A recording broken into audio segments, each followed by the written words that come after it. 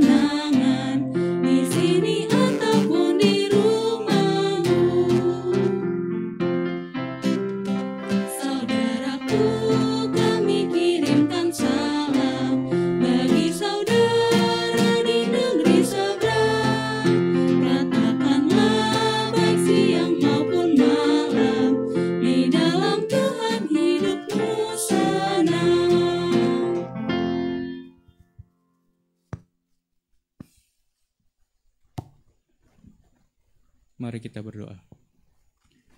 Tuhan Yesus, selamat pagi Tuhan. Terima kasih di pagi hari ini kami telah Tuhan berikan kesempatan untuk bisa mengikuti ibadah doa pagi 10 hari Bapa dengan rasa senang dan semangat. Terima kasih Tuhan untuk semuanya. Amin.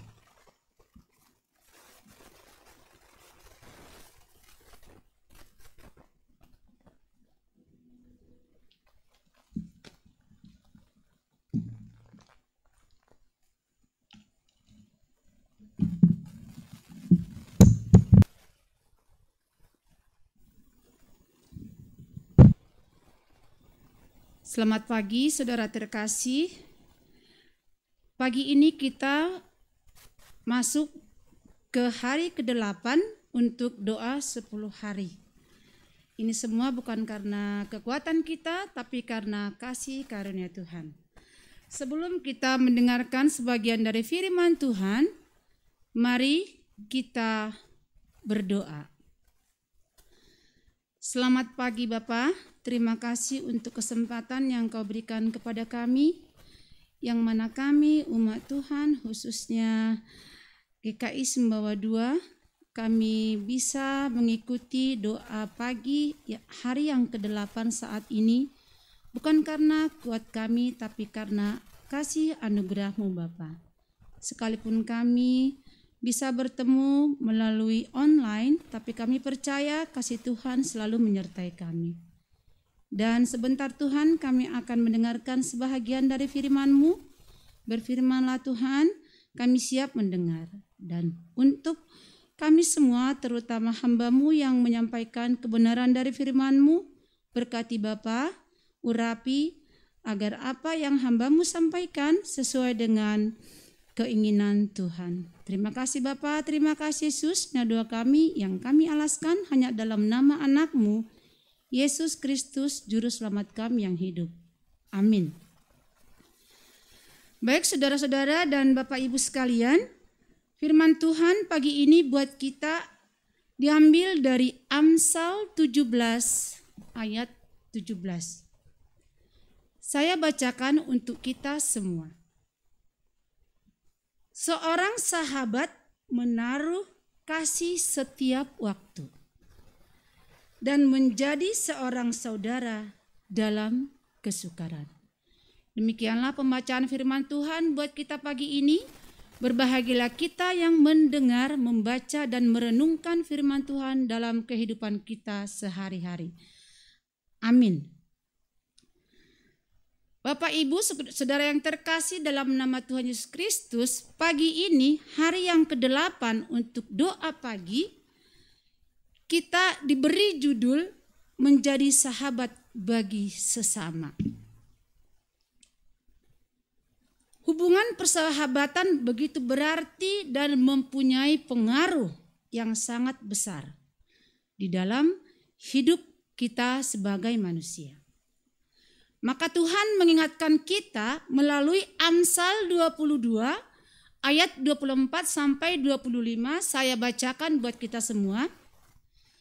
Jangan berteman dengan orang yang lekas gusar.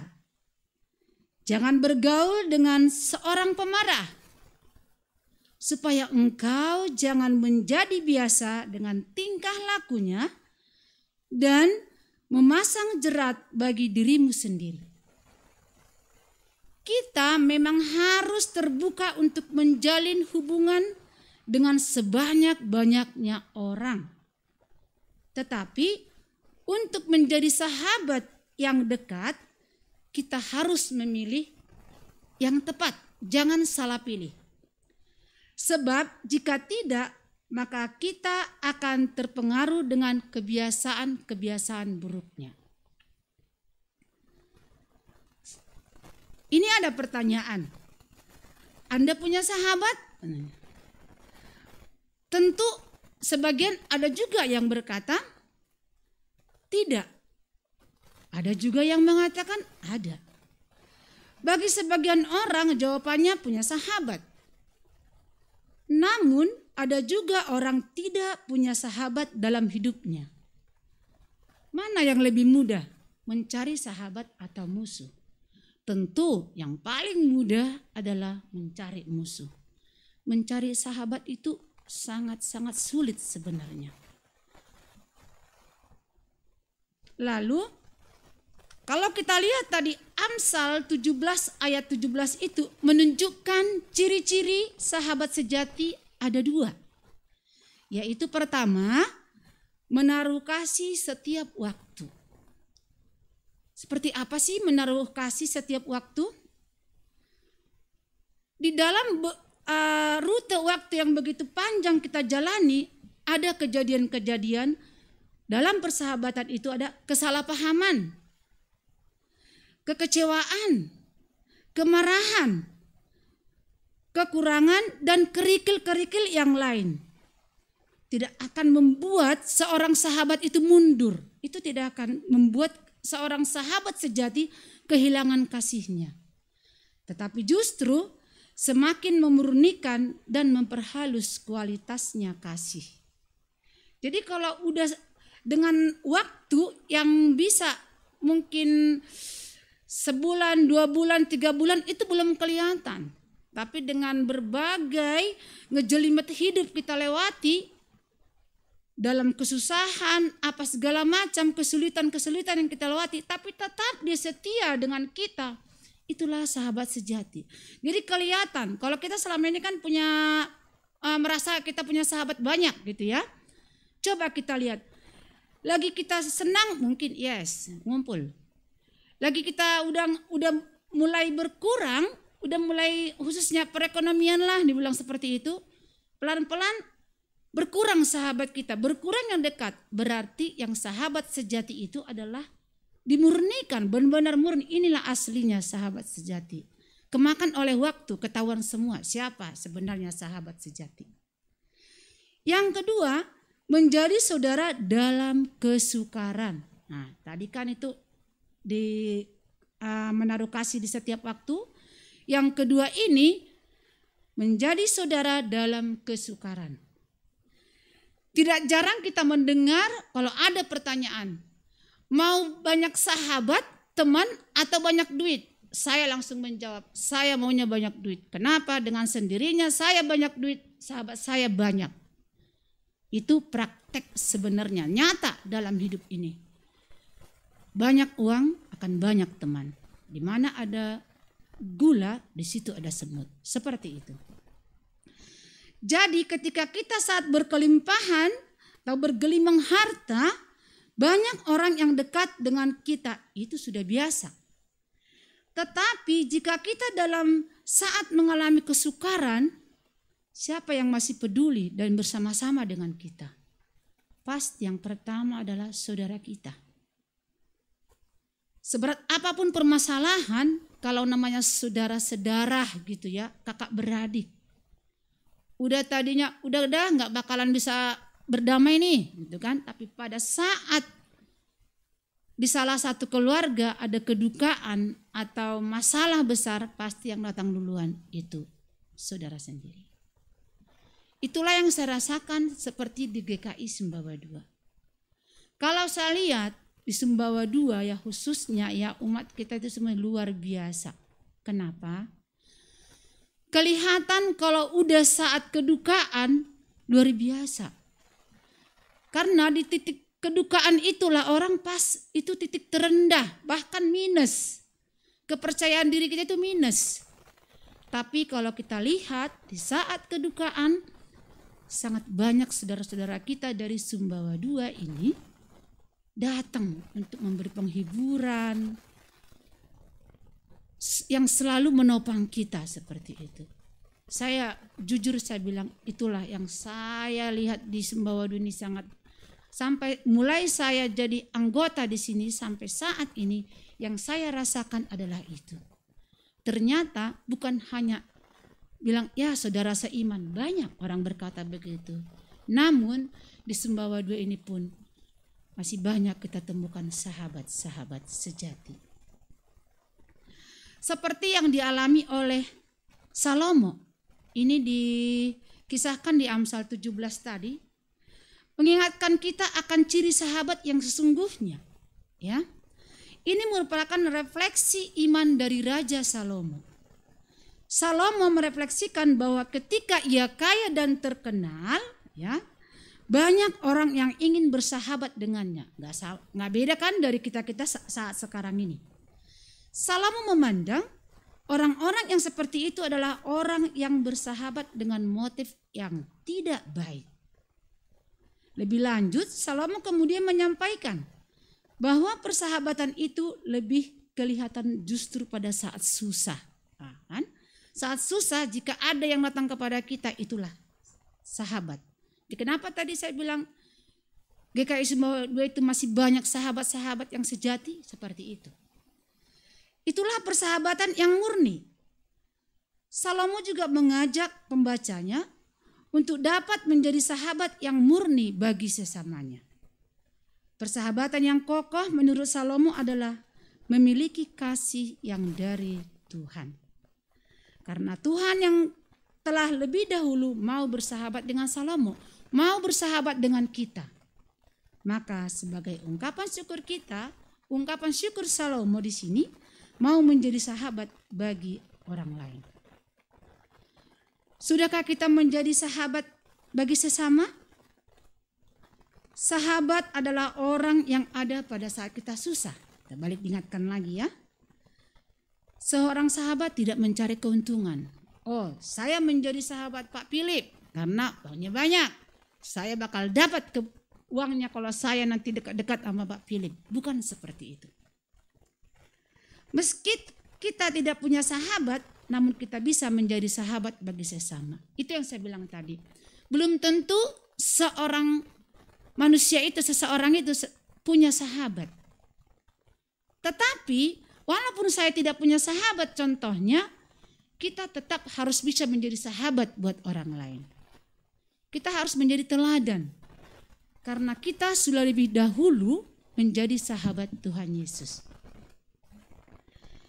Ciri-ciri seorang sahabat yang lain bisa juga kita ambil dari Amsal 27. Kita baca ya. Amsal 27 ayat 6. Saya bacakan untuk kita semua. Seorang kawan memukul dengan maksud baik. Tetapi seorang lawan mencium secara berlimpah-limpah. Wow, luar biasa. Jadi kita lihat. Kalau sahabat itu seperti apa, dia mengingatkan kita saat kita salah. Dia selalu meluruskan jika jalan kita udah berbelok-belok. Jadi tidak baik kalau ada orang sama kita yes terus, kita pun salah. Wah, itu bukan sahabat.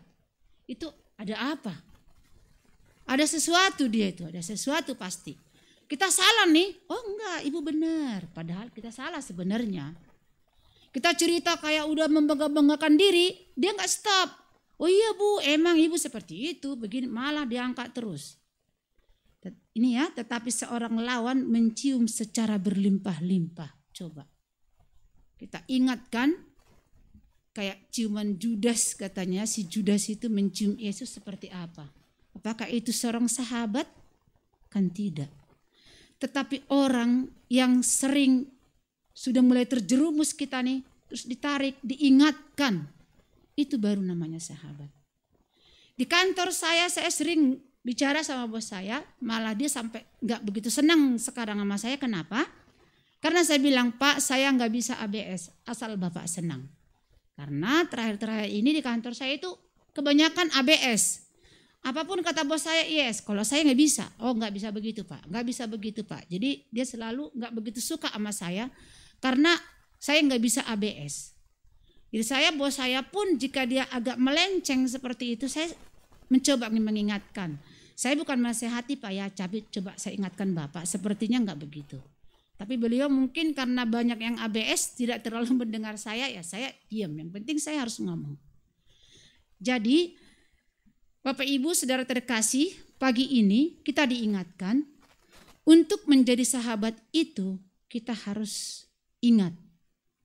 Carilah sahabat dan menjadi sahabatlah buat setiap orang karena Tuhan Yesus sudah lebih dulu menjadi sahabat kita. Kesimpulannya pagi ini saya simpulkan seperti ini. Sahabat sejati tidak akan menutup mata terhadap kesalahan kita atau memuji-muji kita secara berlebihan. Tetapi sahabat sejati akan menegur kita ketika kita salah dan menasehati kita dengan tulus hati. Seperti Tuhan yang sudah menjadi sahabat buat kita, yang selalu mengingatkan kita dalam segala kesalahan kita. Amin. Terima kasih.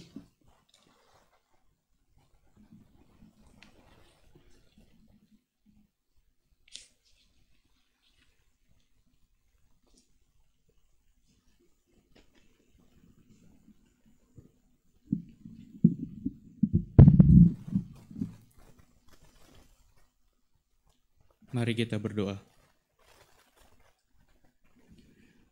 Bapa Surgawi, saat ini kami mau berdoa bagi persiapan perayaan ibadah peringatan turunnya Roh Kudus pada hari Minggu yang akan datang. Biarlah majelis jemaat dan para aktivis dapat mempersiapkan semuanya dengan baik untuk melayankan ibadah hari Pentakosta seturut dengan kehendak dan pertolongan Tuhan. Tuhan, ingatkan kami semua untuk tetap menjadi sahabat yang baik bagi sesama kami, di mana kasih Tuhan dapat kami wujudkan bagi mereka yang butuh uluran tangan kami. Ya Tuhan, dalam kemurahan-Mu, dengarkanlah doa kami. Amin.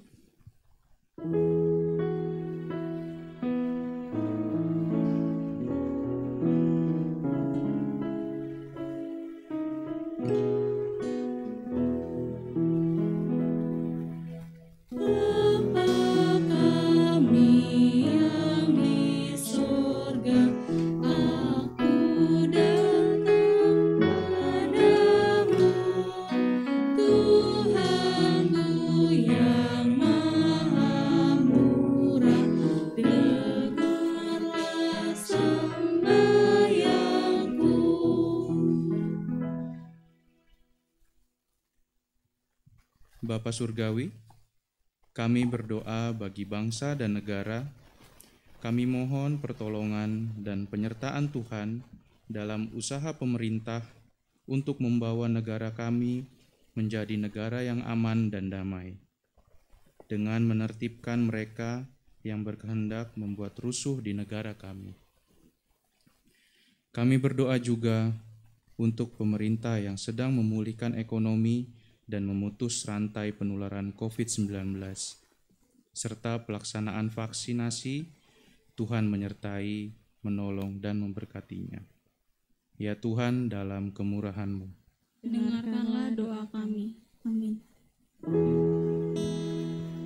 Ajar aku pun mengikut jejak Tuhanku. Ajar aku selalu patuh menjadi Kau Allahku.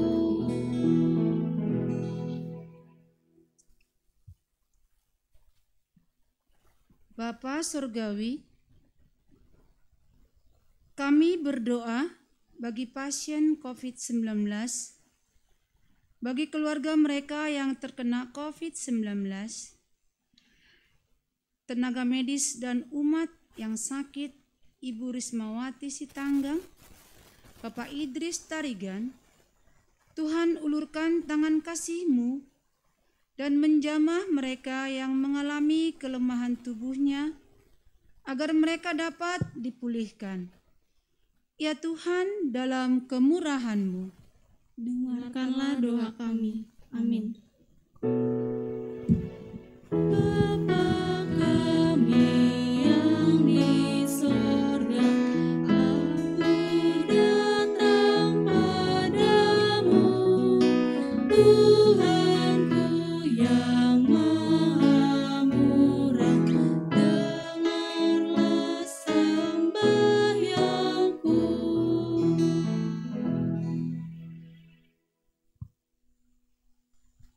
Bapa Surgawi, kami berdoa bagi umat yang bergumul dalam masalah perekonomian karena dampak COVID-19.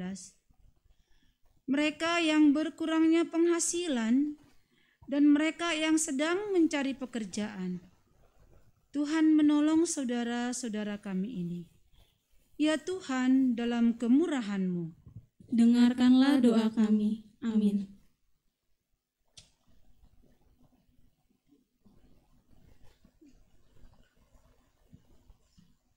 marilah kita bernyanyi lagu penutup dari NKB 206, Mercusuar Kasih Bapa, bait 1, 2, dan 3.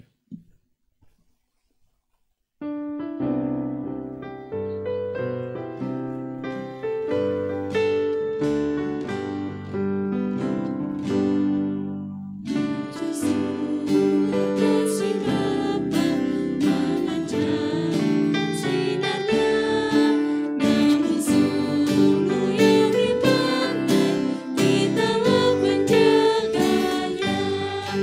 Pelihara suluh pantai walau banyak dipelah, agar tiada orang hilang di lautan yang gelap. Malam dosa sudah turun, ombak dahsyat menyerang. Banyaklah pelak mengharap sinar suluh yang terang. Pelihara suluh pantai walau banyak dipelah, agar tiada orang hilang di lautan yang gelap.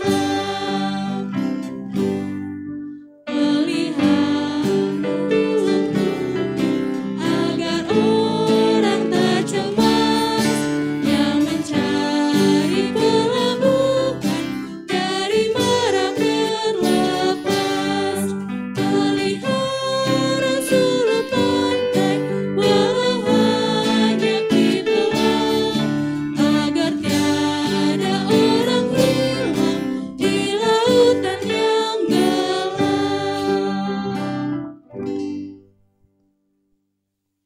Umat yang dikasihi Tuhan, ibadah doa 10 hari, hari yang ke-8 telah selesai.